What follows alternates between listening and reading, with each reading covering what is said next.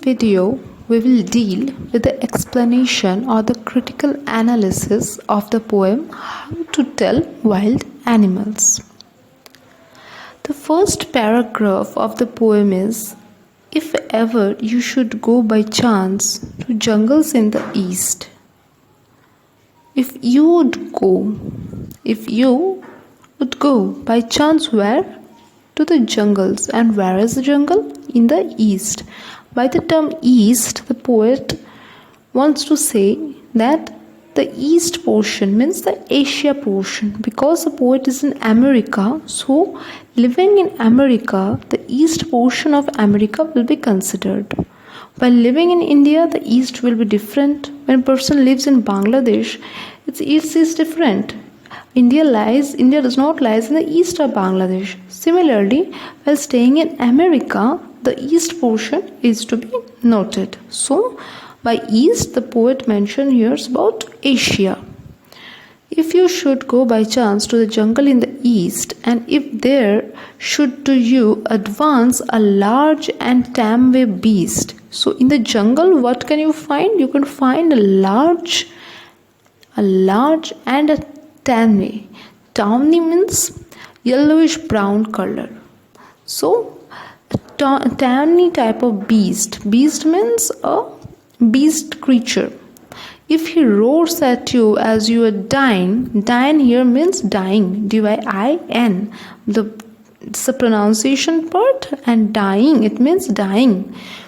You will know it is the Asian lion. So, here in this stanza, we see the characteristics of Asian lion, where it is found in the jungles in the east, and what does it and how does it looks like? It's a large and tawny beast, and it roars. So these are the 3 points that describes the Asian lion. So the poet is telling the readers that how they can recognize various animals in the jungles of the east. So in the first stanza, she says that if the reader comes across an animal whose skin is yellowish brown, means tawny in color, and if it roars at him, means if it makes certain noise at him so strongly, means his roar is very strong and very bold. It's not a timid roar. It's not a roar which you can ignore. Instead, it's a very strong roar that can create fear in your heart. So, if he roars at him so strongly that he can die out of fear, so the roar will make you shake in fear. You will feel afraid when you hear the roar. It means that he has encountered an Asian lion. So these are the characteristics, and if you see all these things, it means you have seen an Asian lion. She has humorously explained the Asian lion which could kill a person with its roar. So you can see in this stanza, it is told about the jungles in the east.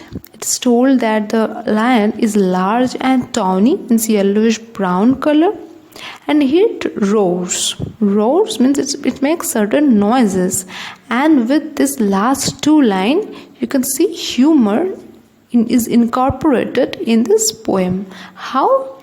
See the last line. She, means the poet, has humorously explained the Asian lion. So in this way, she has explained the Asian lion which could kill a person with just its roar. Means it's the sound it makes that is sufficient to kill you. So this is the main portion of this first stanza. After describing the characteristics, the poet tells that if it roars, it could kill you. The roar is sufficient to kill you. So this is how in the first stanza we see the description of an Asian lion, and it is said that if you go, then only you will find that lion. So in a funny way, the poet tells here about the Asian lion's characteristic. In the next stanza, it's written, or if sometime when roaming around, a noble with noble wild beast greets you. Roaming around means if you're just roaming here and there, just moving around relaxingly here and there, which you will not do, of course. So this is a humorous thing, that if you're just roaming around, why will you roam around in a jungle in the east? It is not possible for any person to roam around in a jungle in the east in a relaxing manner, because we all know that in jungles wild animals are there. So it's a humorous thing. In a humorous, funny way, the poet tells that if you roam around there, which is not going to happen at any time. So humor is here in these lines, in the beginning lines only. Or if sometimes when roaming around, a noble wild beast greets you. Noble means high born, aristocratic means a noble person, means a person who is high born.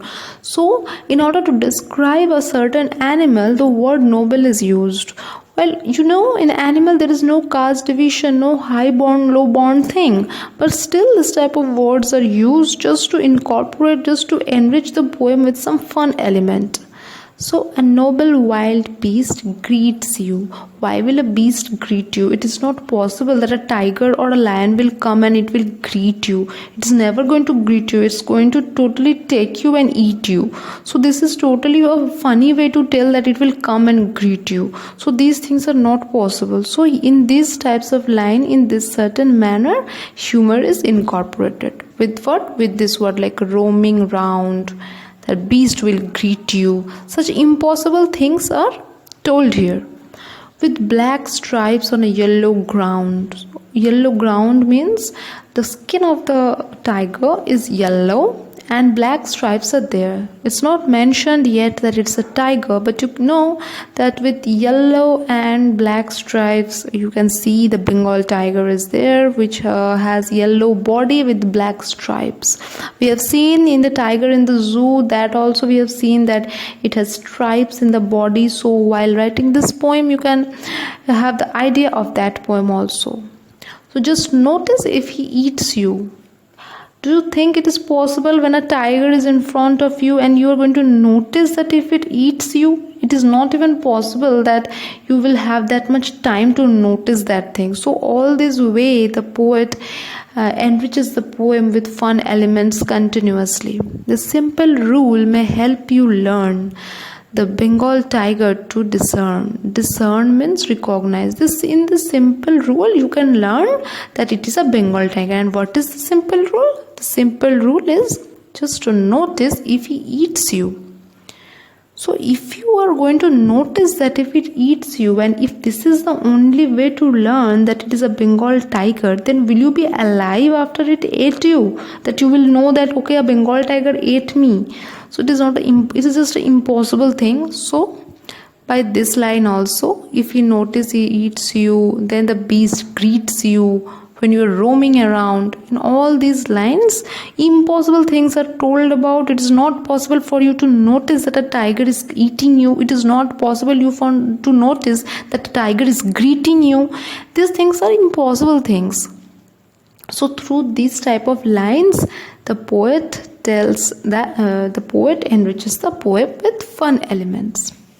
She explains an animal that roams in the jungle and belongs to a royal clan. So there is no clan, no class division in animals. So royal clan, as I've told you, the noble word, it's a fun element, it's a humorous thing. The color of its skin is yellowish with black stripes. She says, means the poet says, that if you notice that he kills you and eats you up, then this means that you have surely seen a Bengal tiger. As you know, the last line it is said, if you notice that it's eating you, you will know that it's a Bengal tiger. This time also she has used a dark humor to explain how a tiger looks like, because only a person has been eaten up by a wild animal. There is no use in determining which wild animal it is. So as I've told you, after a person is being eaten by the tiger, after the tiger has already ate that person, is it possible for that person to tell, okay, a Bengal tiger ate me? That is not possible, because he will already be dead if that tiger ate him. So this was also a humorous element, that he's in front of you, he's greeting you, and after that he's eating you, and then you will know, okay, he ate me, so it was a Bengal tiger, because Bengal tigers can eat people. So this is a dark humor. So what is it? It's a dark humor, or better to use, it's a humorous poem. It's a humorous lines are used over here. So for today, I will just stop here with these two, first and the second para explanation. The first para deals with the characteristics of an Asian lion, and the second para deals with the characteristics of Bengal tiger. We will shift to the next stanza, and there are certain other animals also, where in this humorous way the poet describes those animals, the poet talks about those animals. And I'm telling you again, it's a very light poem, nothing serious is here in this poem, but just you have to remember these characteristics, you have to remember certain lines, you have to remember the main points that I'm already describing you. This is a very light poem. Don't even take the pressure of this poem, just take it lightly and enjoy it as the explanation is going on. Just enjoy it a bit, and you will be able to write all the question answers in a very easy way.